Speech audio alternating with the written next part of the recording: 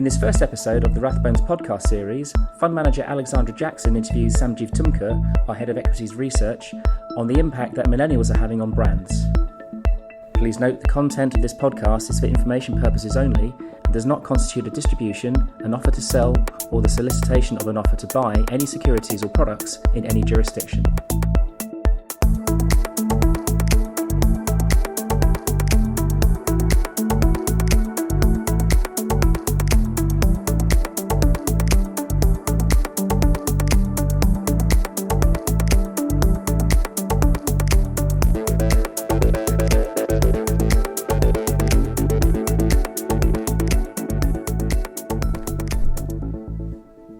Hi, thank you for tuning in. Welcome to the Rathbones podcast series. This morning we'll be talking about brands and millennials. I think it's fair to say that every new generation seems to think that they are more progressive, more innovative, more engaged than the last. My generation, millennials, are certainly no different in that regard, but it's hard to argue against the changes brought to our world by technology. Business models from taxis to shopping to telly have been disrupted by this new technology, and a huge cohort of consumers who have grown up with the internet and social media. Companies selling branded goods appear to be at the sharp end of these changes. Brand is no longer the barrier to entry it was, and consumers have rapidly changing expectations. Sanjiv Tumkur, Rathbones Head of Equity Research and Gen Xer in mind, if not spirit, talks to us today about the challenges facing what he calls the branded gentry, what they can do to stay relevant, and crucially what this means for your portfolio. We've also asked a few of our digital natives from around Rathbones for their views on up-and-coming brands.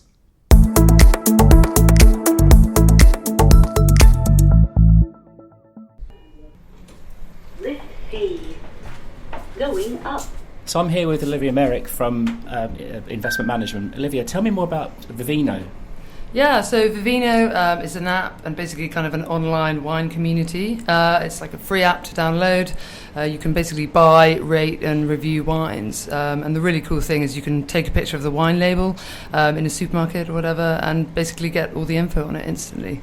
How much it should cost, reviews, alternatives, etc. So yeah, it's good stuff. Sounds really good. Level 8. Going down. So I'm with Camilla Finnegan from Equity Research. Camilla, tell me about a brand that you like. Well, the diamond industry is actually being disrupted by new technology which can grow diamonds in a laboratory. Now, these lab-grown diamonds could be very popular with consumers because they're conflict-free, they're a fraction of the cost, and they're more environmentally friendly. So I think this is a perfect example of big brands launching new innovative companies to fight back against challenger brands and disruption. So De Beers, the world's largest diamond miner, has launched Lightbox to market these new diamonds, and I think this is a brand to watch.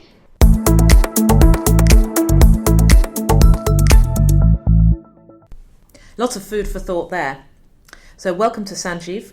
This is a really interesting report. I think there's lots of angles to get into. Thanks, Alexandra. So firstly, shifting consumer tastes and behaviours have had a marked impact on these consumer goods giants. We've seen that show up in profitability and the share prices. But to what extent do you think some of these big brands have just become a little bit complacent and brought these problems on themselves? That's a great question. I think they have been, in general, pretty complacent. I think the major established brand companies have a lot of advantages in terms of scale, distribution, the love that people have for brands that they've grown up with for their entire lives in some cases. And a lot of these companies have maybe been a bit slow to realise that the world is changing in exactly the way that you outlined. I think they're starting to realise now. I think we're starting to see them becoming a lot more agile and responsive, and I personally don't think it's too late for a lot of them, but we need to make sure we know the ones that are really making a good effort of engaging with these new generations of consumers. That's absolutely right. So some of these brands could have done more probably, but technology has really made inroads into the cost of developing products, creating a brand and getting these products to consumers. Is that right? That's absolutely right, yes. I mean, we've seen so many examples over the last 5 years or so. I would talk about Dollar Shave Club in particular, which has used viral social media campaigns to gain huge numbers of eyeballs and gain brand awareness in a way that in generations gone by would have taken huge TV advertising campaigns costing tens of millions of dollars. Their first advert was produced for a cost of $4,500, and within 3 months, I think it got about 4.75 million views, and that was a central part of propelling it to become the American North American market's second biggest razor business within 3 or 4 years, which is just incredible. That is incredible. And Dollar Shave, I guess, with their advert was trying to appeal to millennials, maybe even Gen Zs as well. A lot of people say that millennials are quite fickle, a little bit flaky, lacking loyalty. Do you think that's fair to say? It is absolutely, as you say, a common observation of millennials. I don't think it's necessarily true. I think some of the older generations tend to be a little bit insecure about new generations coming up and want to sort of slightly do them down. I think what is clear is millennials are facing a huge increase in the choice of brands and all kinds of things, and it takes a while for them to find the ones that really resonate with them. But I think when they do find a brand or a service where it fulfills their needs, it in particular seems to chime with their beliefs and their values, then actually there's quite a lot of evidence that they are incredibly loyal, in fact more loyal than their parents' generation. That's interesting. And then, in terms of the reaction of these consumer giants when they see these Dollar Shave Clubs or whatever coming up, what's their reaction been? Are these brands, do you think, just doomed to irrelevance, or is there some way they can step ahead? And how have they been approaching that so far? Well, I think they have seen the increasing challenge from these up and coming brands for a while, and I think for a few years there was slightly a case of being rabbit in the headlights and not really being sure what to do, hoping that these little upstart brands would not really gain scale and would eventually go away. I think now they're recognising that while a lot of these startups don't really amount to anything, some of them do, and some of them go on to take a lot of market share. So I think most established branded companies are taking the threat more seriously. In terms of what they can do, well, I think that there's a few different things. First of all, they can learn lessons from these startups who are just better at spotting underserved markets, maybe creating these markets in some cases. So I'd use the US example of Greek yogurt, which spoke to desire for kind of higher protein foods and more natural foods, and really took off in a very major way. So by examining what's working, they can try and use all those strengths that I was talking about to replicate what these upstart brands are doing, but do them better.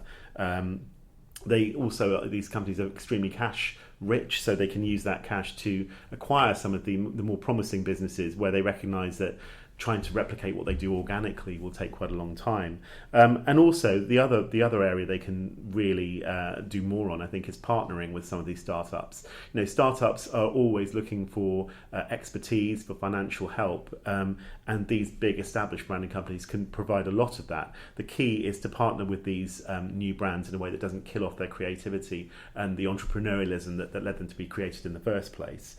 And I think just lastly, big branded companies have been reasonably good at innovation, but that innovation has tended to focus more on established brands and just tweaking them to make them a bit more interesting, and that obviously has to go on. But I think what they can also do more of is maybe incubating and starting up their own brands. Now, again, that's hard to do in a big, perhaps sometimes bureaucratic consumer giant, but if you can put in the right incentive structures and try and limit the bureaucracy and the stifling of that creativity, then I think actually there's no reason why these big companies couldn't be the incubators for lots of interesting new brands based on all the insights that they have into consumers that they've gathered over decades.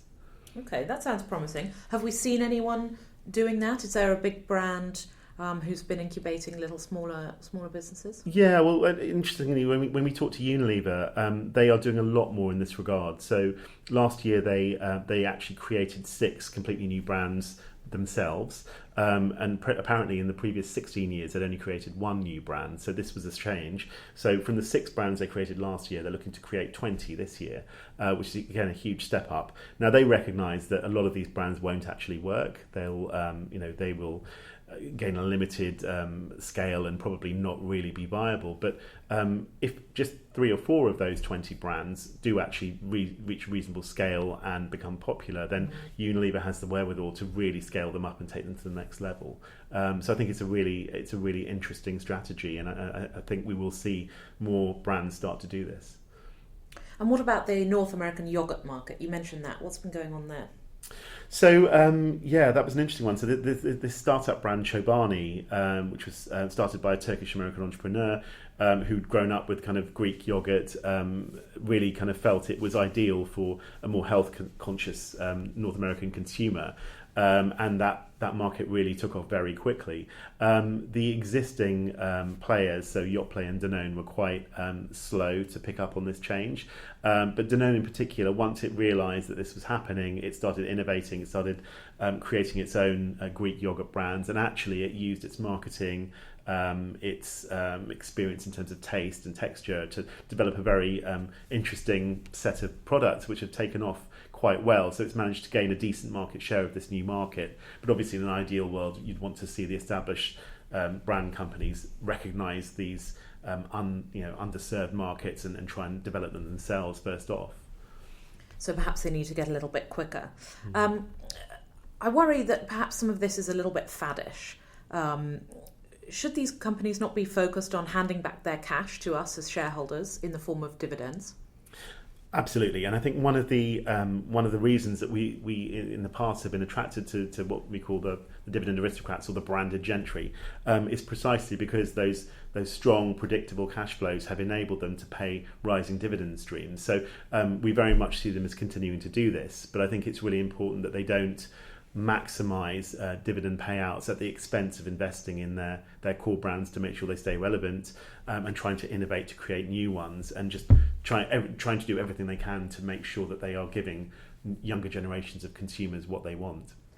I think what we've seen in the North American market, which is a bit of a slower growth market, we've seen a few companies decide that they are going to focus on cost cutting and giving back as much cash to shareholders in the short term, and that works for a while, but I think these companies are starting to realise they really do need to change the balance and invest more in order to make their businesses viable on a 10 or 20 year view.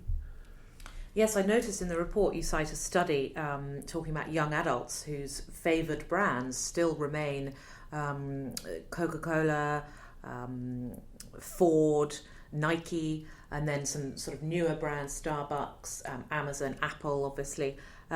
These seem to be the businesses I would categorise them as ones who still invest in their product, in their marketing. They're not going down the zero-based budgeting route. Exactly, they very much are still investing in their branding. I think it's really interesting to see the way that investment is evolving though. So again, I mentioned earlier, sort of 10 years ago, the way to sustain or grow a brand was to invest tens of millions of dollars in big TV advertising campaigns, billboards. What we've seen with the fragmentation of media and the rise of social media is these media campaigns have to be a lot more tactical. They're a lot more personalised as well. So some consumers do a lot of their social media usage through things like Instagram and Twitter, Snapchat. Obviously, these platforms didn't exist 15 years ago. So they are really good ways of targeting a very niche band of consumers based on their preferences and their behaviours. So I think media campaigns absolutely do need to be invested in, but they need to be a lot more granular, a lot more precise in the way that they target the people they're looking to win over. That sounds like it could be painful for the big media agencies and media buyers as well. Yeah, potentially. I think, again, like the big branded consumer giants, they need to be alive to the changes in the market. And I think the more forward-looking ones have invested ahead of time in digital marketing agencies, in being able to offer personalised marketing and customer contact. I think actually, given how complex and granular this world of mass personalisation is, arguably the role for agencies has never been greater, but they have to be exposed to the right areas. I think media companies just focused on big TV campaigns or even newspaper campaigns maybe will struggle in this environment.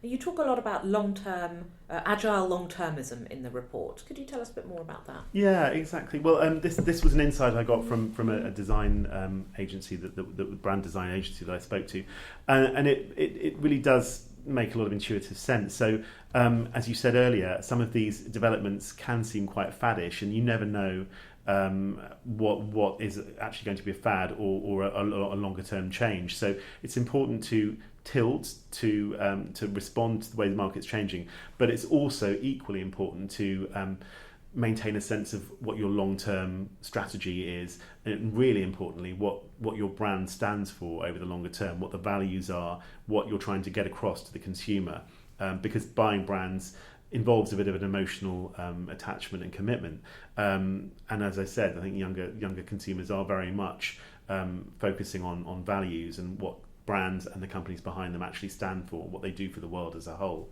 So you've absolutely got to have that long-term strategic vision, but also the agility to respond to shorter-term changes in the market, which may or may not prove to be enduring.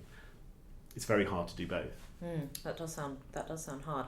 Is there anyone who is doing this really well? I mean, you talk a bit about values and how millennials and younger generations are more engaged in values and they want some level of authenticity from a brand. As you say, it's an extremely emotional choice. So authenticity seems to be coming up more and more. Is there a brand who's doing this really well? I would there's a few. I would say perhaps Diageo, which is the world's largest spirits conglomerate. Now, obviously, it's a huge company, so one might at first think, where's the authenticity in that? But actually, if you look at their stable of brands, there's a lot of brands with a really long heritage. So, Guinness beer, for example, I think it was first brewed in the 18th century, and that speaks to the provenance, the craft characteristics that younger consumers really want. But I think in terms of their marketing, Diageo have been really clever and sophisticated as well. So they've got huge amounts of consumer data. They were one of the first consumer companies to talk to us about the way in which the consumer is changing, and you can't just recruit them and assume that they'll be loyal forever. You've got to keep on re-recruiting them, keep on engaging them in your brand to make sure that that you stay relevant to them. So if you look at their marketing for Smirnoff vodka, for example, it's really kind of emphasising the inclusivity of a Smirnoff moment, be it in terms of including people of other races, colours, sexualities, and this when they started doing it 2-3 years ago was quite innovative. But I think now we're seeing that kind of marketing message of inclusivity becoming much wider and encompassing many other brands from different companies. Very good. So how should we be thinking about all of this in regards to our portfolios? You've name-checked a few shares already. And are we able to access some of the smaller startups? That's more difficult because I think it takes a while to figure out which of these startups is actually going to make it and which is going to fall by the wayside. I think a number of the branded consumer companies that do kind of get that things are changing are offering opportunities to tap into this. So Diageo has a ventures fund, for example, where it invests in interesting new brands. One example being Seedlip, which is a non-alcoholic spirit, so you can have fantastic mocktails using this Seedlip brand, and obviously that speaks to the millennial health consciousness and actually the increasing trend that we're seeing of more millennials becoming teetotal.